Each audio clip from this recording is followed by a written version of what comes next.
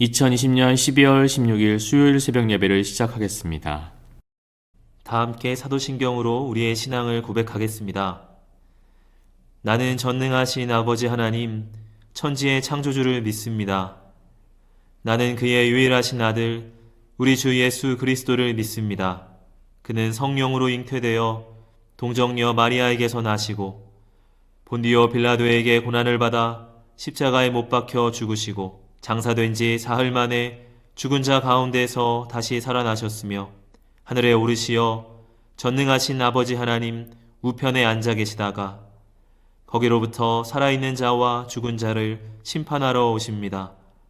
나는 성령을 믿으며 거룩한 공교회와 성도의 교제와 죄를 용서받는 것과 몸의 부활과 영생을 믿습니다. 아멘. 다 함께 찬송가 40장 부르시겠습니다.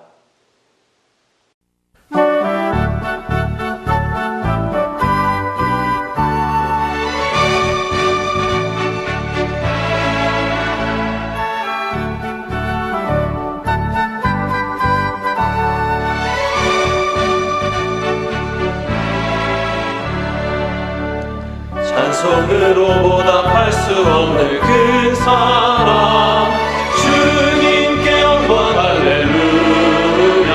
형제 자매 모두 함께 모여 찬송해 주님께 영광 할렐루야. 하나님의 자녀여 크게 찬송 부르며 밝고 거룩한 길로 기쁨으로 나아가 주의 보좌 앞으로 속히 들어가겠네. 주님께 영광 할렐루야. 우리 받은 주님 은혜 한량 없도다. 주님께 영광 할렐루야. 기쁜 찬송 부르면서 천국 가겠네. 주님께 영광 할렐루야.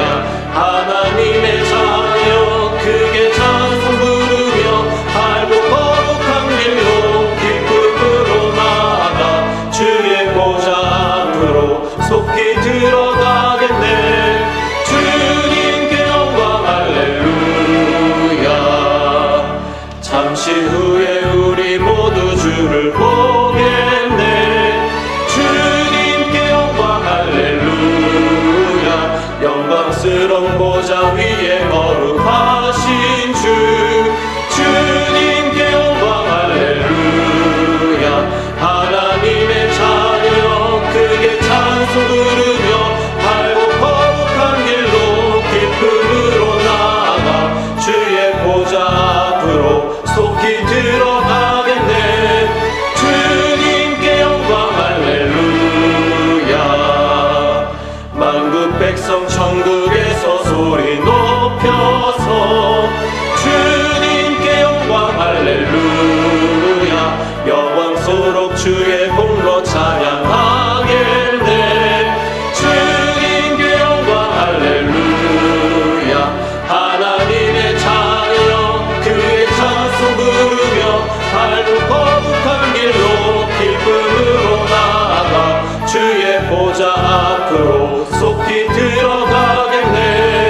주님께 영광 할렐루야.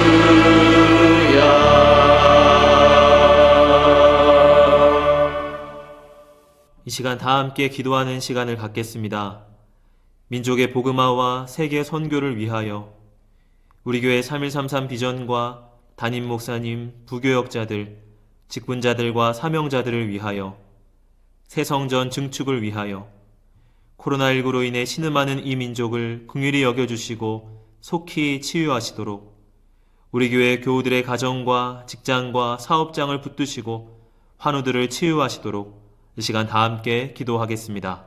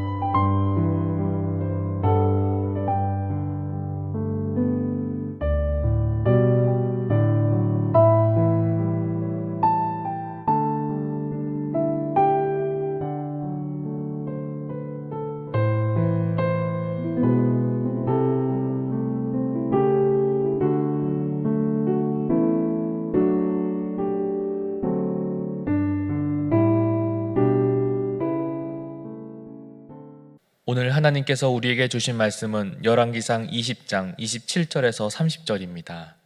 이스라엘 자손도 소집되어 군량을 받고 마주 나가서 그들 앞에 진영을 치니 이스라엘 자손은 두 무리의 적은 염소떼와 같고 아람 사람은 그 땅에 가득하였더라.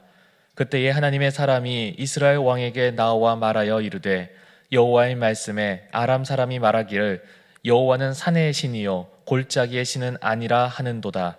그러므로 내가 이 큰 군대를 다 내 손에 넘기리니 너희는 내가 여호와인 줄 알리라 하셨나이다 하니라. 진영이 서로 대치한 지 7일이라 일곱째 날에 접전하여 이스라엘 자손이 하루에 아람 보병 10만 명을 죽이매 그 남은 자는 아벡으로 도망하여 성읍으로 들어갔더니 그 성벽이 그 남은 자 2만 7천 명 위에 무너지고 베나닷은 도망하여 성읍에 이르러 골방으로 들어가니라. 아멘.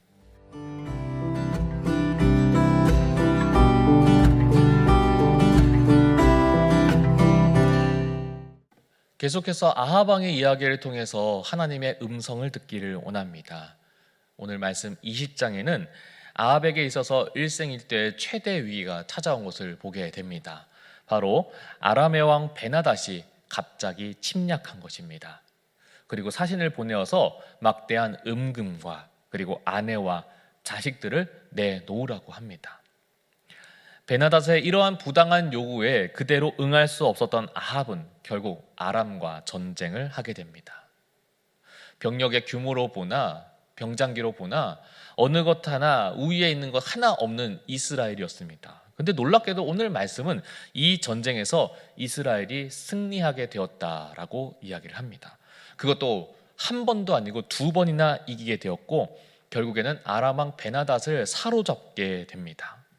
어떻게 이런 일이 가능할 수 있었을까? 그것을 꿰뚫는 오늘 말씀의 13절과 그리고 28절의 말씀에는 왜 그런 일이 가능했는지에 대해서 설명을 해주고 있습니다. 먼저 13절의 말씀에 이렇습니다. 한 선지자가 이스라엘의 아합 왕에게 나아가서 이르되 여호와의 말씀이 내가 이 큰 무리를 보느냐 내가 오늘 그들을 내 손에 넘기리니 너는 내가 여호와인 줄을 알리라 하셨나이다 라고 되어 있고요. 그리고 이 말씀이 끝나고 나서 이제 한 번의 전쟁에서 이스라엘 백성들이 승리하고 나서 그 뒤에 28절의 말씀 가운데 하나님께서 또 다시 아합 왕에게 이야기하는 것을 볼 수가 있습니다. 그때 하나님의 사람이 이스라엘 왕에게 나와 말하여 이르되 여호와의 말씀에 아람 사람이 말하기를 여호와는 산의 신이요 골짜기의 신은 아니라 하는도다. 그러므로 내가 이 큰 군대를 다 내 손에 넘기리니 너희는 내가 여호와인 줄 알리라 하셨나이다 하니라 라고 이야기를 합니다. 결국에는 아람의 군사가 그리고 아람의 무기들이 얼마나 많고 강대한지는 모르겠지만 그러나 그 모든 것들을 다 굴복시키면서 이스라엘은 모든 사람들이 그리고 아합 왕이 바로 하나님이 하나님 되심을 알게 하겠다라고 하는 것이죠. 그래서 하나님께서는 이스라엘 백성들을 이 전쟁 가운데 승리하게 하셨습니다. 그리고 그로 말미암아 이스라엘은 모든 사람들이 하나님이 하나님 되심을 알기를 원했습니다. 하지만 아합의 눈에는 하나님이 하나님 되심을 알게 하겠다고 하는 그 일이 끝내 그러하지 못하였습니다.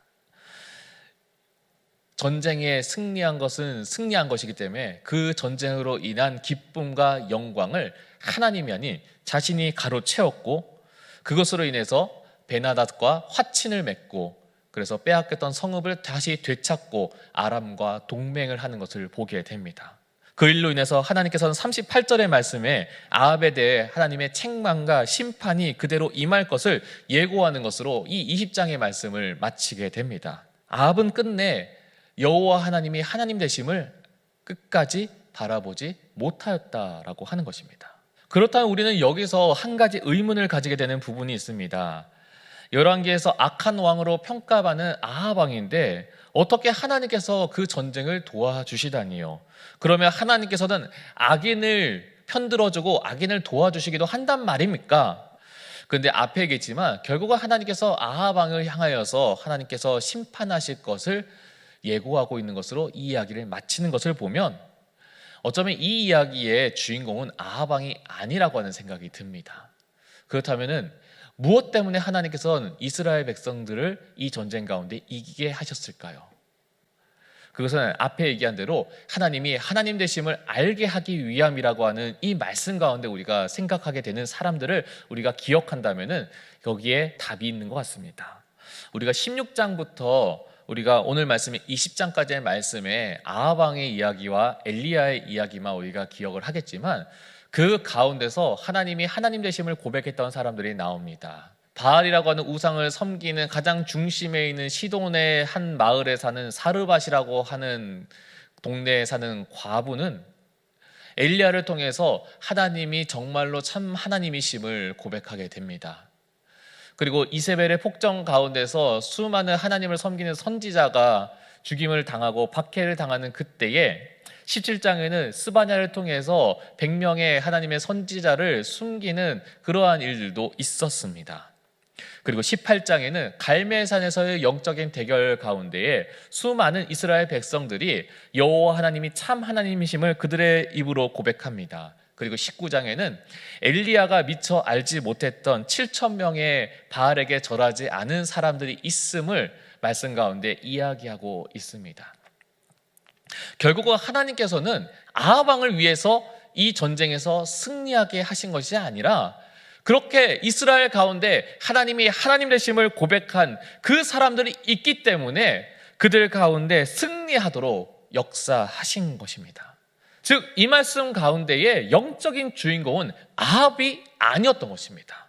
오히려 이름도 나오지 않습니다. 직접 등장하지도 않습니다. 하지만 그 보이지 않는 어두운 곳에서 나라와 민족을 위해서 기도하고 기다린, 그래서 이스라엘 백성들이 모두가 하나님이 참 하나님이심을 간절히 바라고 기다렸던 그 사람들, 그렇게 나라와 민족을 위해서 중보하고 기다리며 기도했던 그 사람들이 사실은 오늘 이 말씀 가운데 참된 주인공들이었던 것이죠.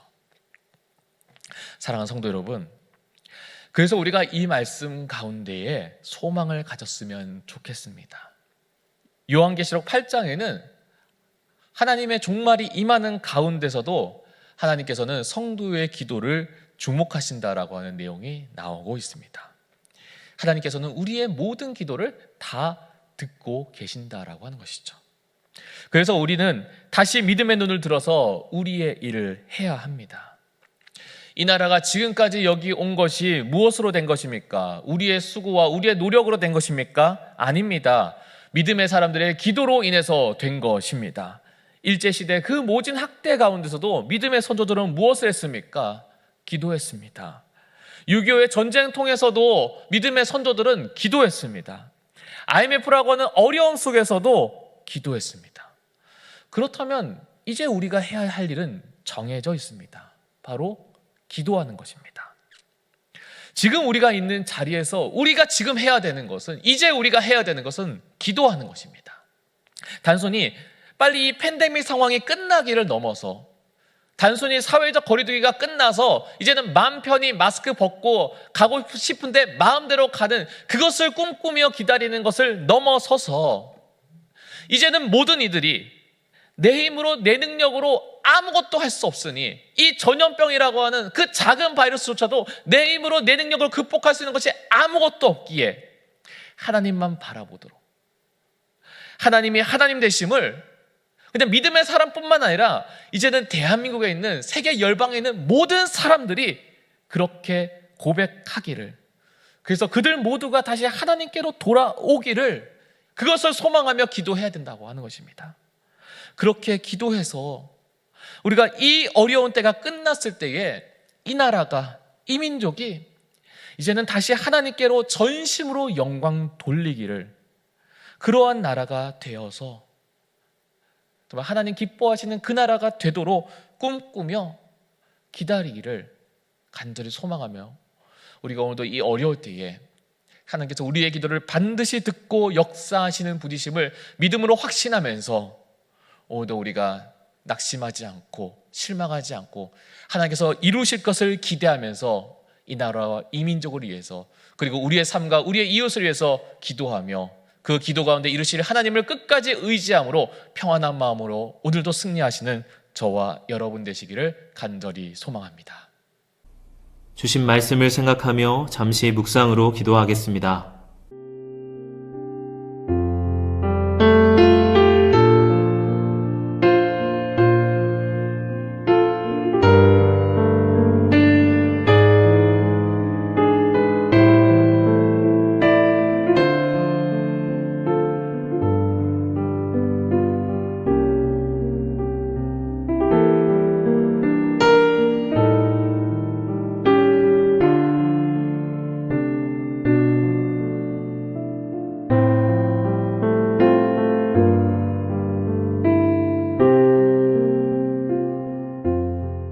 생각하며 잠시 묵상으로 기도하겠습니다.